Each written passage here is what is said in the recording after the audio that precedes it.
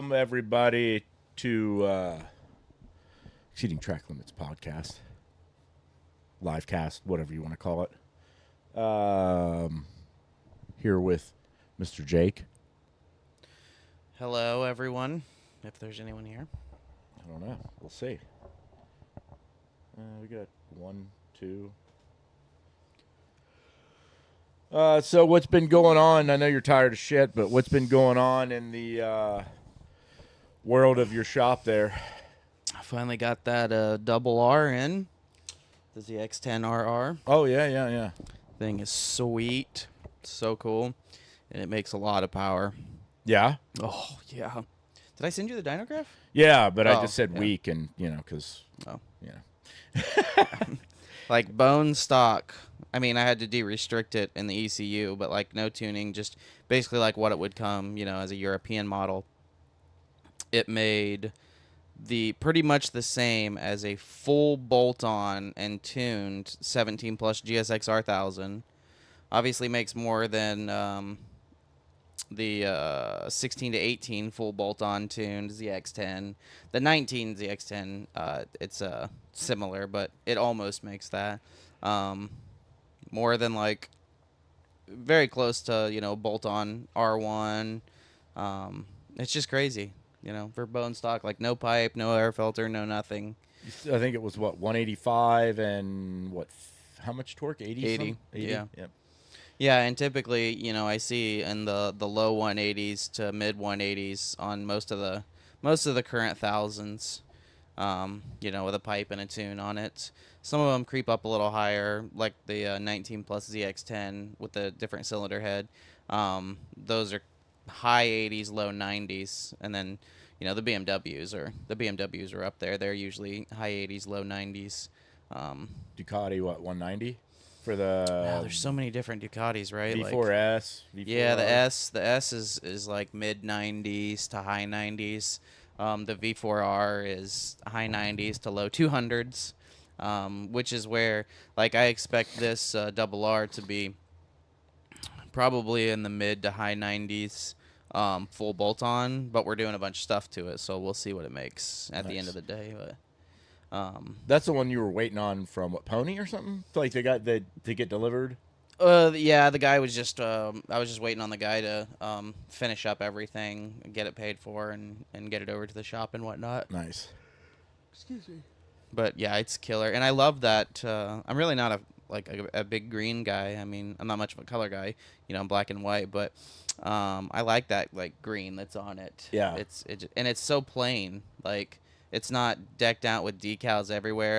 It's got ZX10RR on the side of it, and then Kawasaki on the belly, and then Nice. the tank has a little Cowie thing on it. I like the retro it's paint scheme they got. like the white, the blue. Oh and yeah, the, it's sick. yeah, Yeah, it's so yeah. cool. It looks cool on the fours. I like the fours with it. Yeah.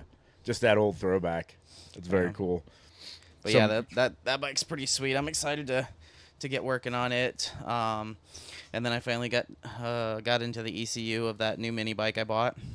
Oh yeah. Man, the factory calibration on that is just garbage. Oh really? Oh yeah, we went from it was like 15.4 something like that, 15.2, 15.4 to 17 flat by doing absolutely nothing except tuning it.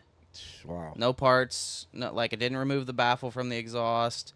I didn't take the lid off the airbox or anything. Just the factory calibration is really bad on it. That's wild. Yeah, they're gonna run extremely hot, like how they are from Just because they're so lean. They're very lean. It's emissions shit though. Well, usually you see at so what you actually see on wide open throttle on a lot of these bikes is fat. They go pretty rich. Just a little lean at the bottom.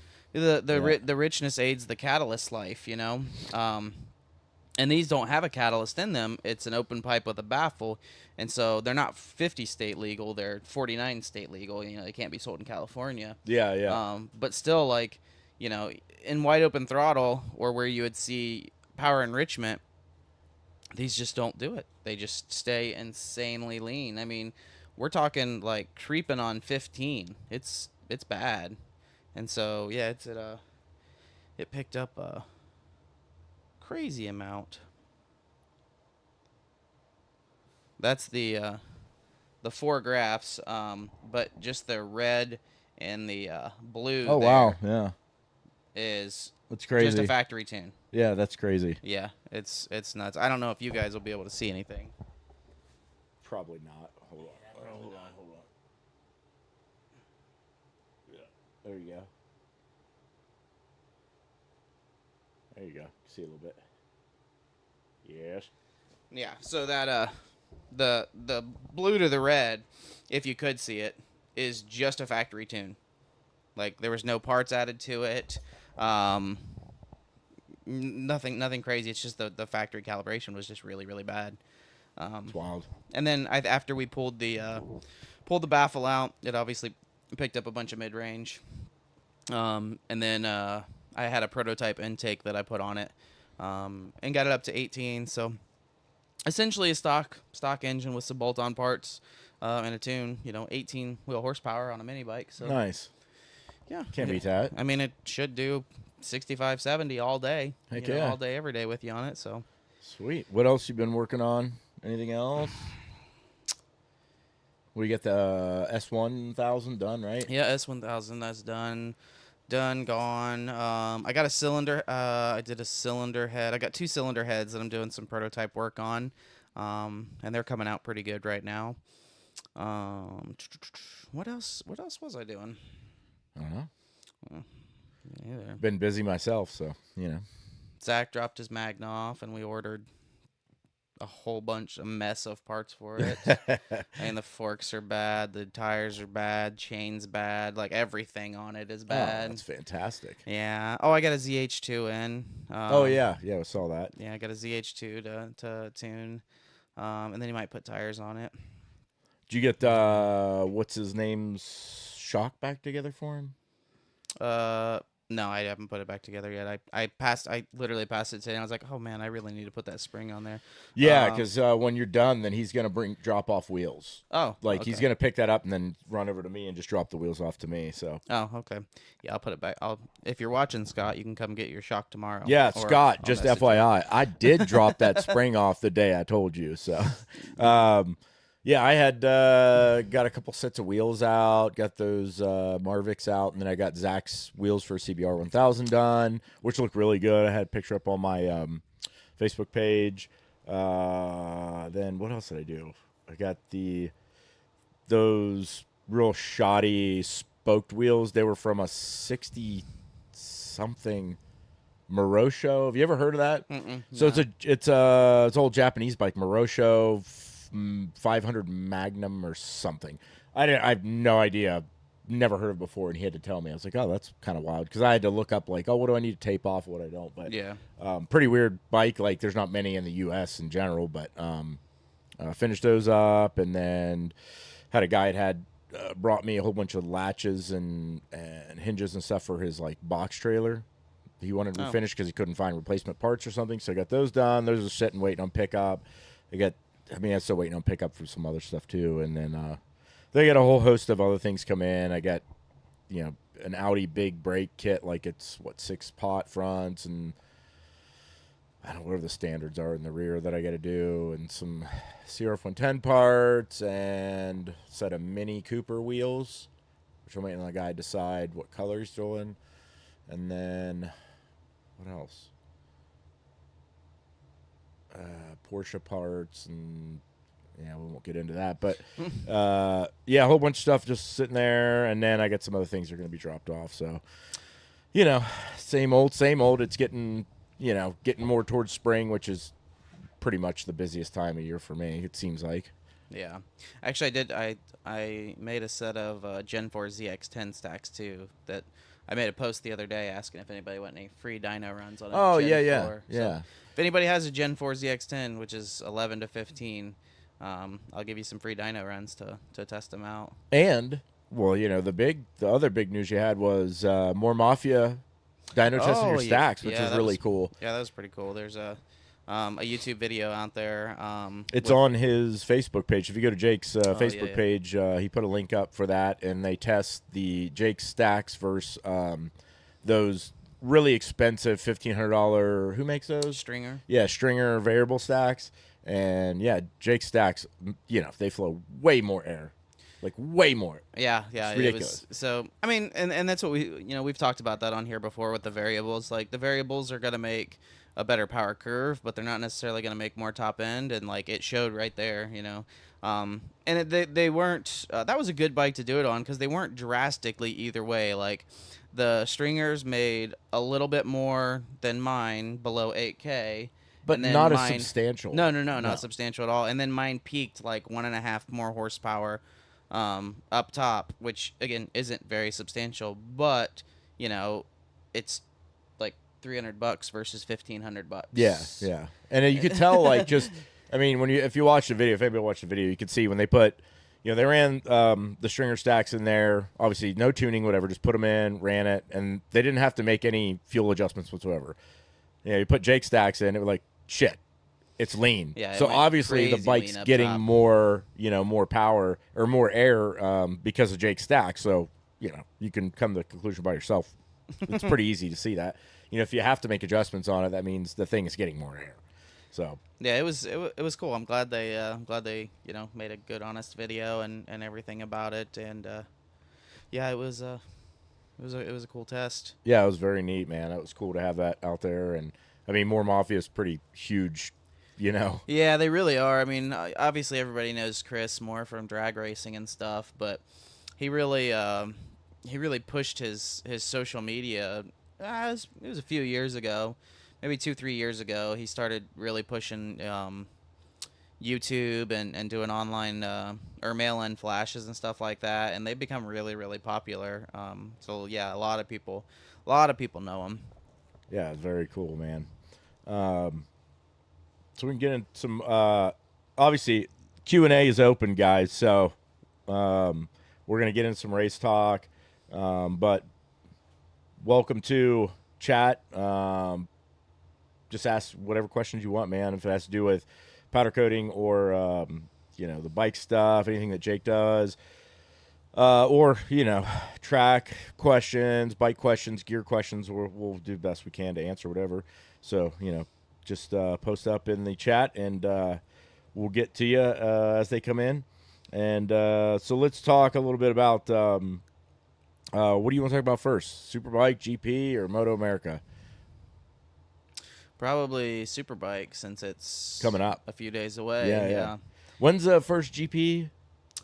Is it? I think it's about a month. I think it's in. I think it's late March. Yeah, something like that. I think it's towards the end of March, I think. So yeah, Superbike, man, top rack, breaking the record. I know. I'm so happy for him. And then Nicola Bugala. I know he's still like, because people can do good in a test and stuff. I mean, Maverick's shown that time and time again. Like he can go out and nail a test, and then it doesn't mean anything. Right. Just, like, yeah, you're a good rider, and like when there's no pressure and nobody caring about anything, you can go out and bust a fast lap. Like, cool. But yeah, I don't know how you know how to say his last name. Bulaga. Yeah. Nicola Bulaga. Yeah. Yeah. So he's up from Super Sport onto Superbike on the Panigale, Batista's teammate, and he's just killing it. Yeah. Just and fast. As Batista whines about the weight disadvantage. Batista is so mad about that. Super salty right now. Yeah, super salty, and whatever. I mean, you're never gonna have like the best of everything. Like that's why they put rules in place, so that it can't be a stupid runaway season, because he's had a pretty, not an easy ride, but like he's been light. And yeah, is there any chats on there that maybe it's not coming in, or is that just watchers? That's just watchers. Okay. Yeah. He's had a pretty, like I said, not easy ride, but he's been on the best equipment and doing really good the past couple years. Yeah. And now he's really upset because they changed the weight limit rules, and since he's so small, they have to add weight to his bike. But, yeah, his new teammate, the young guy that's never been on the Superbike, is consistently like in the top 3, just killing it, and he's down there in like 10th. Yeah. But yeah, Top Rack had and he's at a major disadvantage, right? Like, because he didn't even get to do the first test, right? Because Yamaha wouldn't let him ride the BMW. until like their contract was up. And so he comes in the second test and he's doing good and has a couple technicals, and yeah, now they come and do a little pre-test at Phillip Island before the season starts and just destroys the lap record Yeah, dude. and is well ahead of everybody. You know, he's the fastest out there. It's new bike, new team. It's gonna be awesome. Yeah, man. And yeah, that just proves like, you know, Nikola Bugala, you know, that he can be competitive up there, and like it just shows that Bautista's just whining. You know what I mean? Yeah, It's no, like- no, for sure. I mean, he is. I think Niccolo will. I don't think he's gonna be like top 3, you know, in the races right away, because he's gonna have to get used to like fighting with those guys in the front, because it's gonna be a little different than fighting in the World Super Sport. for sure. But he can definitely ride the bike. Like, he can ride it fast enough to be on the podium for sure. He Yeah. can ride it fast enough to win. Where was Gerloff at? I can't remember. I'm not sure actually. I just breezed. I didn't see the finals of the test. I just caught the headline, and mean, it was, you know, top 3, you know, were this. In fact, I don't even know who the other one was. It was Toprak, Nicola, and Man, there. I saw it. I'll find it here and pick it up. Let's see.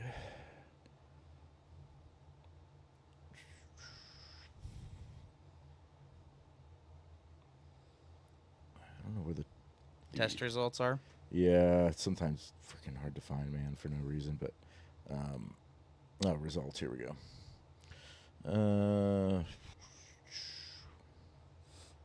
Oh, this is ridiculous. This is just doing. I got you. Don't worry. So Oh, okay. you got it. Locatelli on Pata Yamaha. Oh, there you go. So, Toprak's old teammate, where he came from. Man, look at number 4. Yeah, Ian One. Yeah. Where's the American savior? Yeah, it looks like he's way down there. Petruch is doing all right. Oof. Oh, 18. 18. That's okay. That happens sometimes. You know, I'm not concerned about it. Let's hope that Toprak will be very friendly to him and give him a little insight. You know, I'm sure they will. I'm sure the engineers will go back and forth. Did you ever listen to that podcast I sent you? Not all of it. I didn't make it through much, actually. I think I only got like 10 minutes into it or It's something. only like 30 minutes, bro. Nah, it was like 50 minutes, I'm pretty sure. No, they only do 30 minutes. Don't lie to me. I'd swear. But so they had Cal Crutchlow on this last one, right? Okay. And this was, you know, at testing. They were interviewing at testing, and it was pretty. I know we're kind of switching gears here, but the reason I'm saying this is just because, kind of same thing. Like, you know, could Gerloff do what you know, Toprak is doing? He could give him some information, but it just whatever. But they were asking him, they're like, hey, you know, you used to be on the same team with Marquez, you know, where you shared data, right? And he's like, you know, what did you see when you were seeing that, like, the data with that, like, you know, that was when the bike was good. And he's like, no, it wasn't. Yeah. He's like, the bike wasn't good. He's like, but yeah, I look at the data and I go, he does what just other people can't. So I remember seeing him in an interview, like, during that. And it was basically the same thing. He's like, I see what he's doing. I know what he's doing. He's like, I just can't do I it. just can't do it. Yeah, Like, and he nobody else can do it. Like, we can see on the data what he's doing. We just cannot do it. Yeah, he said I use him for reference marks for like breaking point stuff, but he's like, what the difference is like how he was so good was that it was on the brakes. Like, he could carry the brakes farther and like lock the front wheel up and push it Yeah. locked, and then, you know, almost crash and pick it up. And he's like, he's the only one that can do that. Well, that's what they were talking about him on the Ducati. Simon Crafar was talking about it. How he was like when I told you that he was talking about him like sandbagging, he was like, he's really pushing on the brakes, but he's not, you know, pushing that much elsewhere. And so it gives you a little idea of how good he's going to push the brakes on the front end of the Ducati. And he's like, they're gonna have a new top breaker on the team. Maybe. Like, he's breaking harder than anybody else has done. So on the that's Ducati. why I wanted you to listen to this podcast, because if you listen to that one that I sent you, there's a lot of explanation and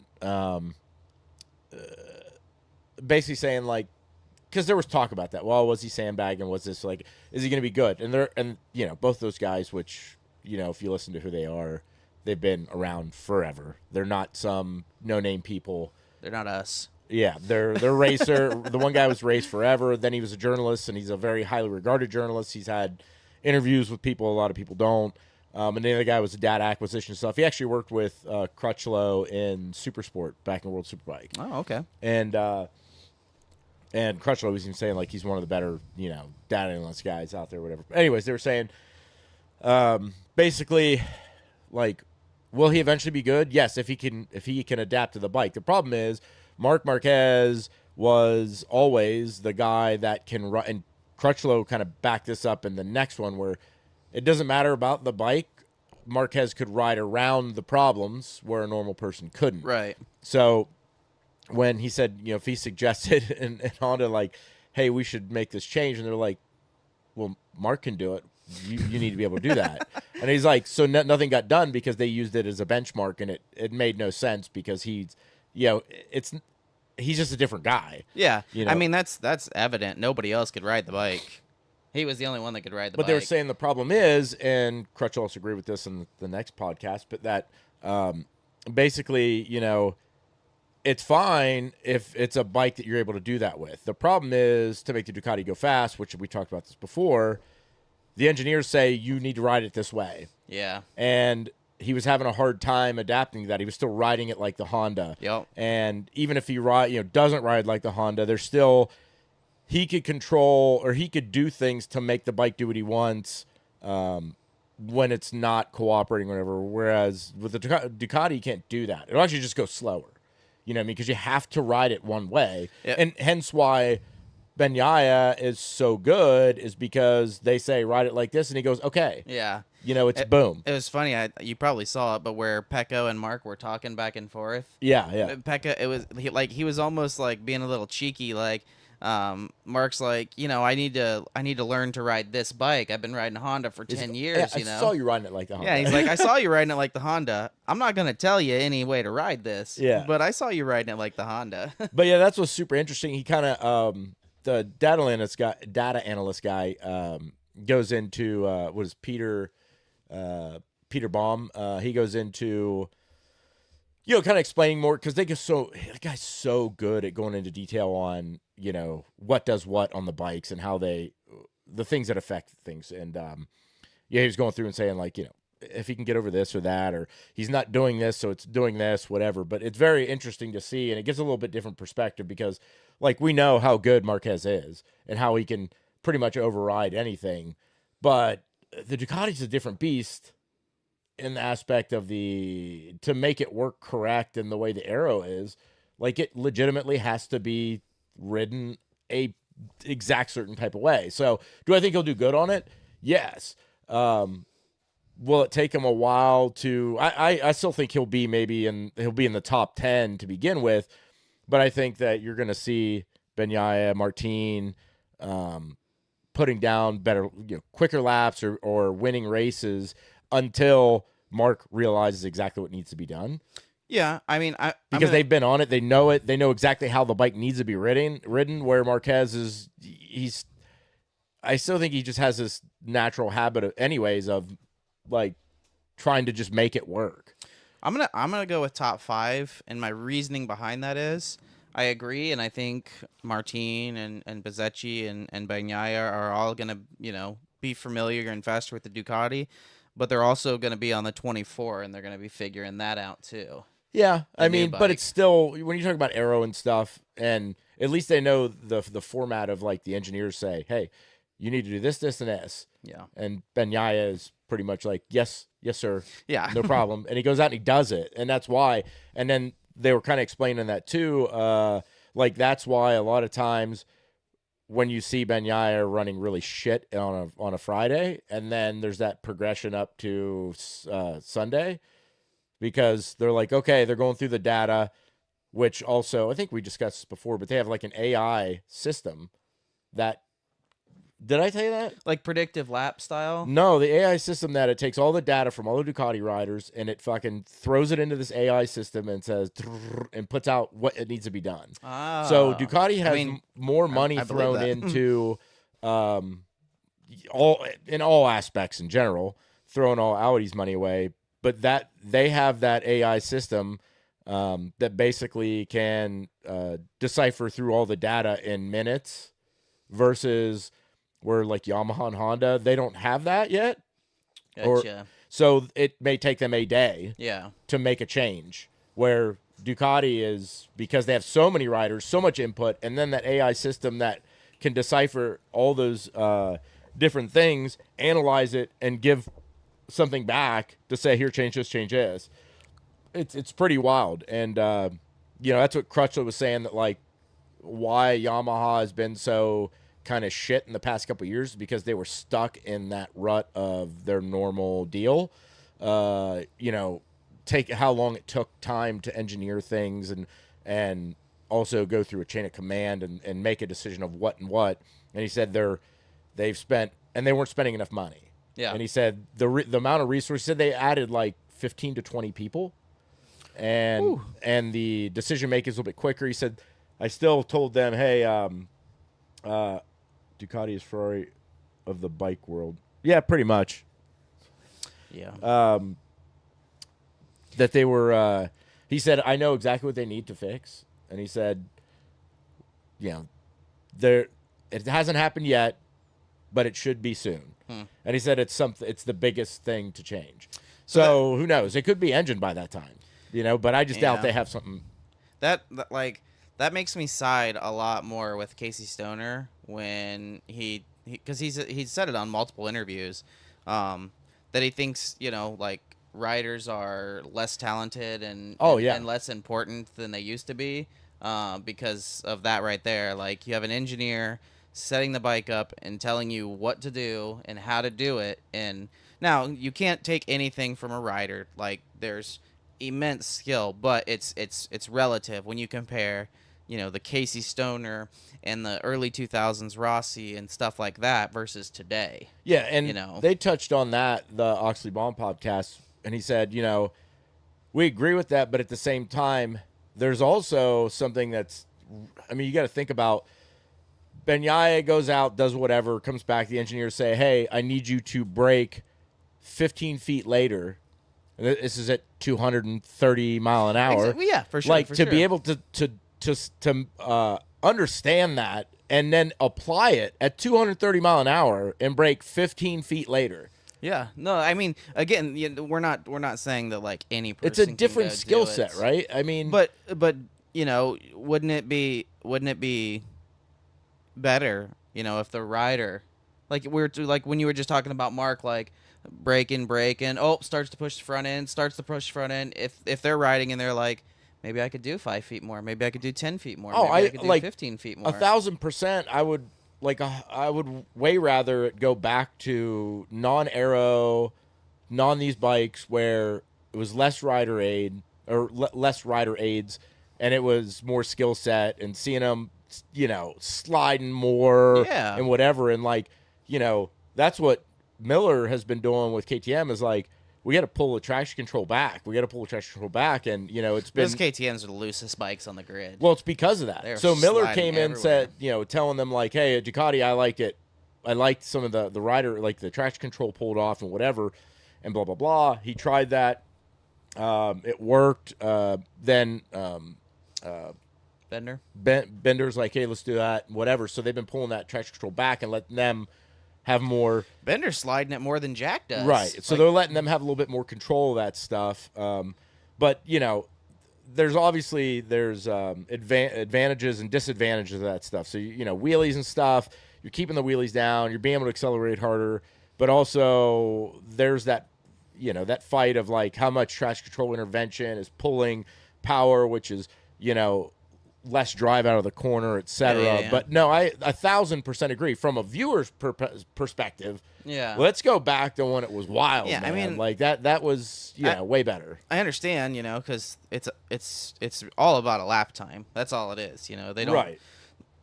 That's all they care about is just getting a faster lap time, and clearly that's the way to do it. It just like, like the progression. Like, what's to say in 20 years that they don't? It's not just RC controlled. Right. It's just the engineers program the bike to go out and run the lap, and it's like you got a whole field of Yamaha and Honda engineers and Ducati engineers, and they're just turning their RC bikes loose, and I don't know. and watching them go. That would be. I don't know, man. That'd be a little wicked, don't you think? Would taking all that out of it, but yeah, it's whatever. I mean, it would suck. Like you would lose everything. Like it would no longer be the competition that it is.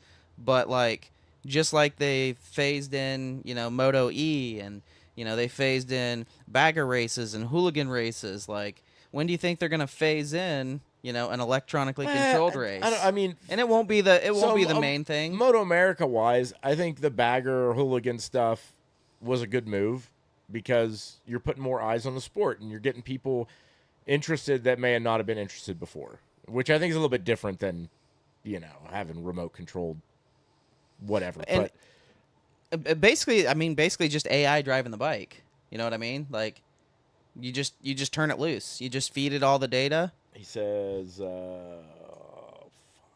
shit. I've never seen said anime if they do, but it's just next level. It's taking self-driving cars and AI bikes or racing. Pretty sure there's an anime on it. And that I don't know, but yeah, I don't know, man. Like, I don't think so. I mean, that takes away so much from the sport, and the other thing is too, like, we're going to be getting soon rule change, which is it's going to be less power, which means the advantages of aero aren't going to be there. Yeah, I mean, I'm sure they're going to figure out some stuff, but that advantage of aero is going to come. It's not going to be as wild as what it is now. So I think things are going to, we'll have things changed up. All it is gonna set it back a few years. That's all it's gonna do. They did the same thing in F1. They kept changing engine configurations and naturally aspirated versus turbocharged and so on and so forth, and it pulls it back, and then they figure out how to make that better. So yeah, we'll go back to 800cc engines or 850cc engines or whatever they want to do, and for a couple years we'll be down on power, and then they'll just spin them more and make the power back again. And then we'll be right back there. Well, hopefully, we get more action. Because I mean, not that we don't get action now, but like the more dramatics. You know what I mean? Yeah. And that's what I think. Well, that's what I enjoy watching is more of the dramatics of I it, think everybody does. Nobody wants to sit there and hence why watch them. Superbike is way sweeter. Yeah, for sure. It's like Superbike had, a lot of action. Oh, it's ridiculous. The last part of last season, it was really, really good. And the season before was amazing too. Like the battles between those three, which it started out really, really good. Yeah, it came out like swinging, and then Johnny Ray kind of backed off, and it was more Top Rack and Bautista, and it was really just Top Rack chasing Bautista and messing with him a little bit, and then watching him win and being sad. Well, this was this past year, but I mean that prior year when all three were just. Yeah. Ridiculous. I mean, that was some of the best racing. Dude, it was so good. And that's when I was like, dude, Superbike's way better than GP. I mean, the technology in GP is amazing and stuff, don't get me wrong. But, like, from a viewer perspective of action, it's sweet. And I could say the same thing. Like, I know you will wholeheartedly disagree with me with this, but, like, not last year, but the year before, when Superbike and Moto America was kind of like, meh. I would have rather watched Twins Cup or Junior Cup because it was just, I mean, Junior Cup's always super competitive because like anybody can win, but Twins Cup or whatever, where there's just a lot more action, and Super Sport was kind of there as well, but like Superbike was just boring. But hopefully this year with the stacked setup we got, that Superbike's gonna be the premier. I mean, it's always a premier class, but from a viewership wise, that it's gonna be like, dude, I can't wait to see what happens. I find myself going back and forth between the three. More the two, but sometimes the three. Typically, I'm always really vested in GP. I'm even when they're kind of stale races. For some reason, I'm just a lot more vested in it. But then Superbike and Moto America, like when what 2-3 years ago when Jake Gagne is just clean sweeping Sport. it, Yeah. there was a lot of races that I didn't even watch the full race. No, I was no. just As soon as he like- got ahead 7 Yeah, he's like- seconds and yeah, 2 laps, you're exactly. like, "Pfft, whatever." Exactly. Like, oh, half the race is done, and he's 38 seconds ahead of everybody else. I'm like, okay, cool. Like maybe he'll crash, but like probably not. So, and then you watch some Superbike, and then Bautista is winning everything. And you're like, well, yeah, okay. Look, Bautista got in the lead again. Here we go. But for some reason, and GP seems to be a lot closer.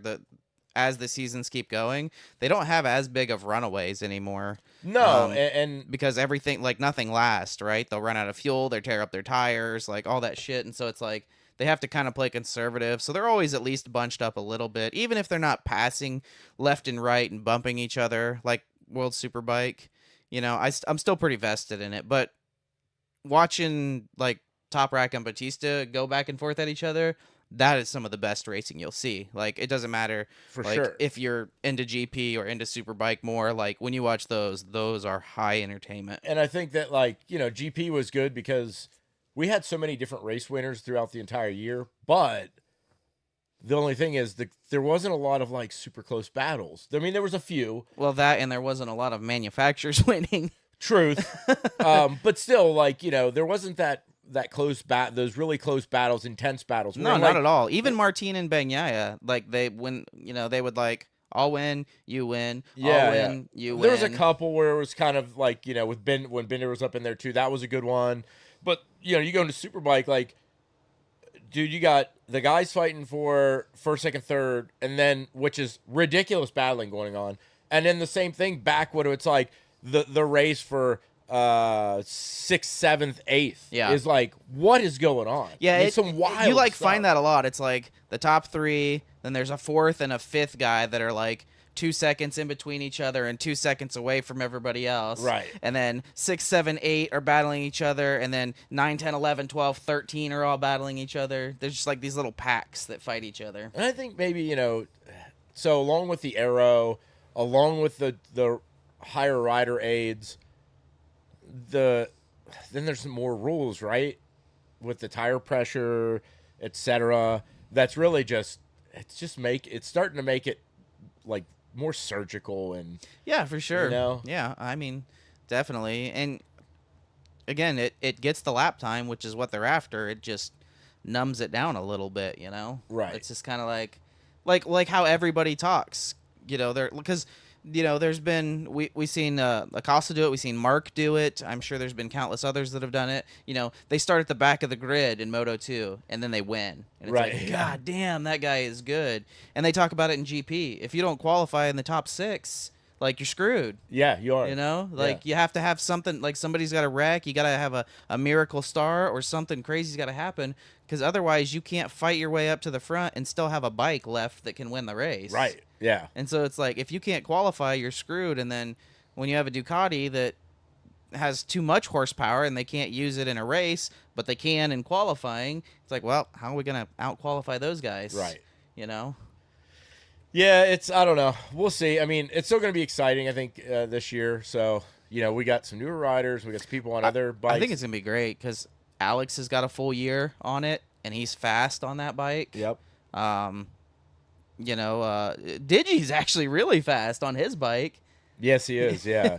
He's doing awesome. That's who I'm rooting for this year, man. Like, he was such an underdog last year, and he proved, like, the end of the season. He just almost proved it, did man. not have a ride. Yeah. You know, It's freaking amazing. he basically gambled his entire career on, showing Valentino Rossi that he can ride a motorcycle. It's awesome. Like that's just as ballsy as they come, because it's a high entertainment thing. It's like show business or anything else. Like if you get out of the limelight, everybody forgets about you. For sure. Like, Yeah. oh, you took a season off.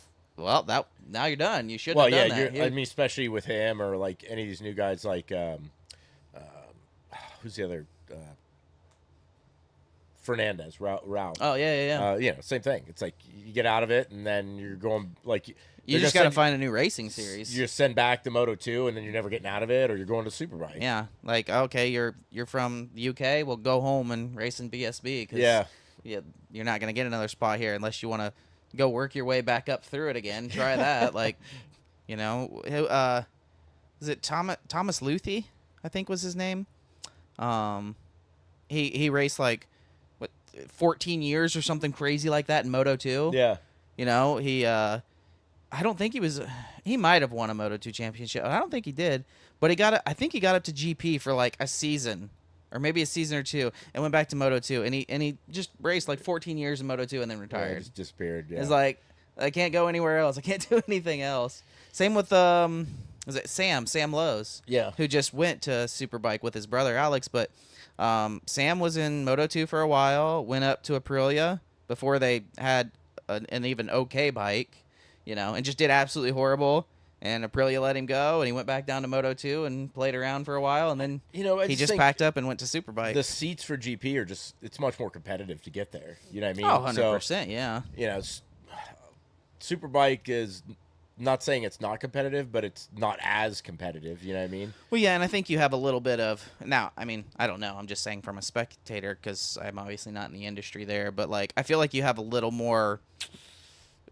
better chance to get in GP when or getting Superbike when you're coming from the GP grid. Oh right? yeah, like yeah. you know, For like sure. hey, I was able to ride on the highest grid in the world here, so like why don't you make a spot for me? Like yeah okay, yeah, we'll make a spot. Where like you know if Heron's like hey, I want to leave Moto America and get on your Superbike team, they're like, Yeah. I mean you're good in America, but like I don't know if you can come like why don't you start in Super Sport and come over here or something, you know, like go to Moto 2 and see what you can do. And, Yeah. you know, and then they all go to Moto 2 and they're like, yeesh, Yeah. let's go home. Yeah. Because even A lot of guys SDK just don't came even home. like it. Yeah. You know, he's back now riding a BMW. So Yeah, he just said like because I watched or listened to the podcast with him. I forget what he was on, but which one it was. But he was just saying he just didn't like being over there, kind of being alone, whatever. So that's why one of the big reasons he came back. But I mean that's part of it, right? Like you gotta kind of cut ties with your family and like go try and make a career. And if it if you do good, I mean it pays off big, right? Like right. you're famous, you're a millionaire, and all is good. But like any other pipe dream sport kind of thing, like if it was easy, everybody would do it. So, right.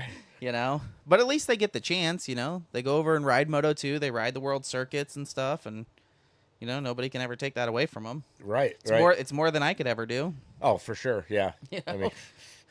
I mean, we'll talk about a little bit about Daytona. What are some? We've seen some big names popping up going into Daytona. Oh yeah. You have the Yart team or GYRT, right? Nicola Canepa. Yeah. Mm-hmm. Xavi is going to be racing for Attack in the 200. Mesa's running for Boulder Motorsports on a Ducati. Oh, yeah, I forgot the name of them, but it was it was a Ducati. And then Peter. Yeah, Hickman. Yep. So he's coming from across the seas. Yeah, Hickman's a beast, dude. He is. He's incredible. I told Joe, I said, ask him if we'll bring those cams for you. Yeah, there you go. Just put those in your carry-on bag and bring them over here to me. I don't want to pay VAT. But yeah, so I mean, man, 200 is going to be freaking bad. There's always usually a couple like oddball names out there. Like last year was Dunlop. Yeah. Jeremy something. Jeremy. He was an older guy that hadn't done it for a while. But anyways, yeah, there's always a few like oddball names out there. But yeah, having Peter Hickman will be sweet. And dude, I mean, having Xavi, Hickman, will be on the Attack bike. Canepa, plus your. But Heron's not. As far as I know, as of right now, he's not. Yeah, that's what I read. But who's to say he won't? You know what I mean? And I haven't heard anything about Posh either. Because Posh was with Eslick on that Triumph team. Yeah. I don't remember what the team was called. I think. I mean, Eslick has to do it, right? Like, unless he's retiring, he has to do it. He's done, like, every day for, like, I don't know. 20 years. I know Landers isn't. Rocco's not doing the 200. He's gonna do. I mean, he's doing the twins down there and baggers. Yeah. What's his name is Hayden Gillum. He's on the 750. Yeah. Man, it's gonna be awesome. It's gonna be wicked, man. It's gonna be interesting to see. I don't know. Just be interesting to some of these boys riding on that haven't. Yeah. It's different. You know. Oh what I mean? yeah. I mean, it's different from like the American tracks and stuff. You know, like Right. if you just go Just around and do the a drafting Moto A. is just ridiculous. Yeah, if you do like a Moto A like circuit, you know, and then like you go race Daytona, it's like, whoa, this is weird. What's Yeah. going on here? My You've got 600s that are legit doing 170 plus mile an hour. my Like, buddy, because he holy went, he crap. was there last year for the twins race, and he was on an SV, and he's like, because it was his first time doing it, and he's like, the bike went 10 to 12 mile an hour faster than it ever had gone. yeah. He's like, he said the feeling, I mean, because I've drafted before, but not been in to something that's that wicked. yeah. And he's like, it literally just freaking pulls you, dude. Yeah, like there's drafting when like you're just riding, but then there's like drafting and it's taking the bike faster than it's ever gone. Yeah. And it's And he's you like, know, dude, you know, it's like, oh, I just missed my braking marker, like way back there. Like, you know, he was like, it's just so insane because it's not just one guy; it's usually four, yeah. and it's Yeah, so that's much what they wind say that blockage. you can't win the race like coming out of the last corner like in first place. No, yeah, you gotta You'll- line yourself up. yeah, to you always always be lose. behind somebody. yeah. yeah. Unless you've got like a 30-second gap like Heron had. Heron had a really big gap 2 years ago. Yeah. Not last year because he won, but like 2 years ago he had a really big gap going, but then he ran out of gas. Yeah. If you got a huge gap going, cool. But yeah, they're like, if you come out of there with a pack of people, you can't be the first one or you're Right. done. And Posh showed that. Yeah, it's yeah. He was talking about that. He's like, yeah, that's where you have to be. Yeah. You know, it's like if you can, if there's a chance that you could break the draft and get away, okay, but like 9 times out of 10, it's not happening. Yeah. So, but yeah, it's man, it's gonna be a good 200, man. And that's only a couple weeks away, 2-3 weeks. Is it in March? Yeah, it's the second week of March, I think. Mm. It is. See if I can see this when it is. I don't know.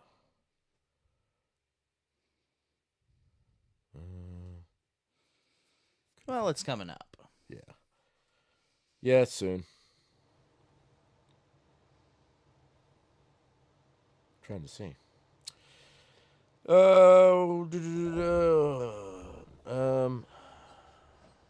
Man, why can't I find it? Whatever, it's coming up soon.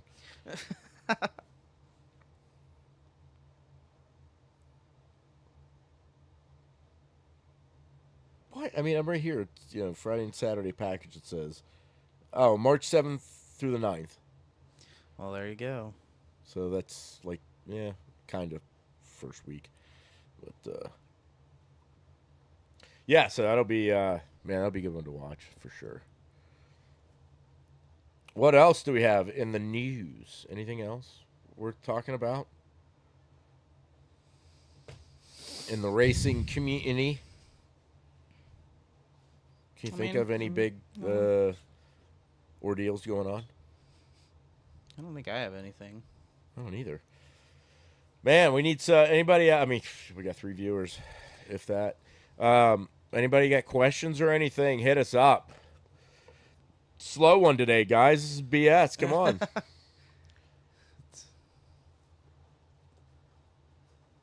Excuse me. Jeez. When did you say we were going to try to get Chloe on? After Daytona. Okay. Yeah. So, So yeah, somewhere mid to late March, yeah. probably. So that'll be cool. We'll try to get Chloe on here, and I have a couple other people I've been kind of reaching out to try to set some stuff up, try to get them involved as well. But yeah, we'll have Chloe will be like talked about before. Like she'll be super interesting to talk to, and also get some insight on Daytona. Like, some of the things with that. That'll be cool. I forget his name, but there's a super sport racer.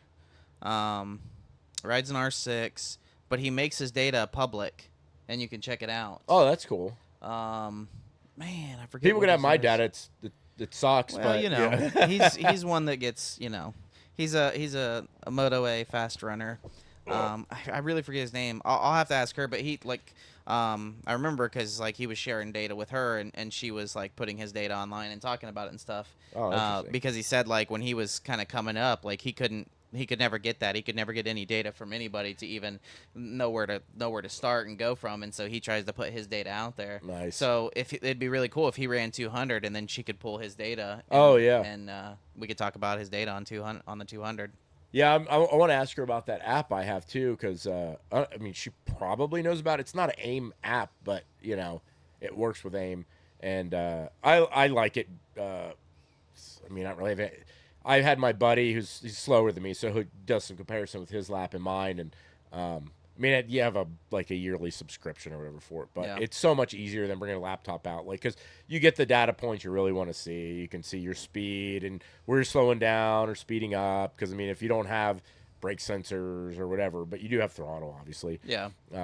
But even if you don't, on GPS, it can kind of see where you're slowing down, speeding up, etc. And your line. Yeah, for sure. You can definitely see that stuff on there. You just can't see like how you're running the throttle, right? Because No, like I mean, on mine, I mean, I can. no, I mean GPS stuff. Like when you look at when you Right. just look at like AIM, like if you don't have a DL or something and you're just looking at pure GPS, like you can see if you're accelerating here, you can see if you're decelerating here, but like you can't see if you're hard on the brakes or if you're hard on the gas coming Right. out. It just kind of gives you an idea like, Yeah, well, you but at least you for- are accelerating, you are slowing down. At least for my buddy, like we could comparative, like, okay, my fastest lap versus his fastest lap. We could say, well, I'm legitimately 10-mile-an-hour faster around the entire track. Yeah, and you know? can I mean you can pick out the points like, hey, I'm getting on the throttle like Right. measurable here. I mean, this is 10 meters before you, or okay, that'd be crazy, but like this is 3 meters before you. I'm getting on the gas, Right. and you're still rolling through there at a constant. And it's good because me and him, we're on the same exact bike. The setup's a little bit different, but the bike's identical.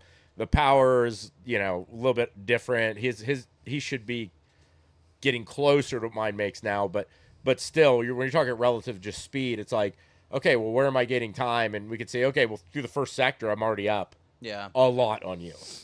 So, and then we can look at top speed through here or whatever. And then, with that, you can kind of say like, well, I'm 10 mile an hour faster here, and it's because I'm exiting this corner 5 to 6 mile an hour faster. I'm already up on you. Yeah. So it's good to see that that data that you can see between it, and it's kind of shows him. It gives him like, oh, okay, well, I can do that because you're Right. doing it. And it shows him something like, okay, I can get 10 mile or 5, 6, 7 That's- mile an hour faster in this corner. That's and probably blah, what blah, the blah. engineers were saying to Cal. Like, he can do it, you can do it. Yeah, exactly. But yeah, it is. I mean, it's just you have to make yourself do it. I mean, that's that thing. Like I tell everybody, like I can't turn the throttle for you or That's pull the probably brake or that's probably why he's had so many crashes. They're like, he can do it, you can do it, and he's like, hey, the engineers say I can do it. Let's go do it. I don't know about I'm, that. I'm in the gravel trap again. Well, yeah. So we'll have those things, and yeah. I mean, if we don't have, looks like our viewership just plummeted off. So if we don't have anything else to wrap on, man, we'll just wrap it up. Call it an early one again, and see you guys in a couple weeks. We both have work to do anyways. So, but yeah, we appreciate you guys. Whoever swung in, not many people commented, but next time hopefully we'll.